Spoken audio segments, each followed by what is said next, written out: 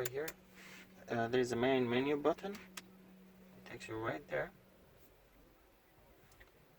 With this you can scroll left and right, up and down.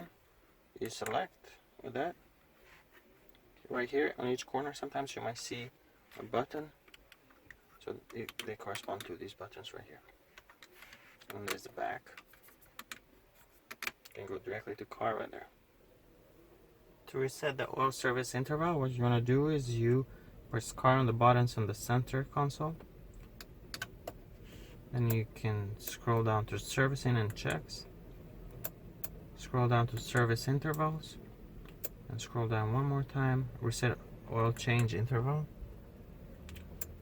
Go up to yes, press OK.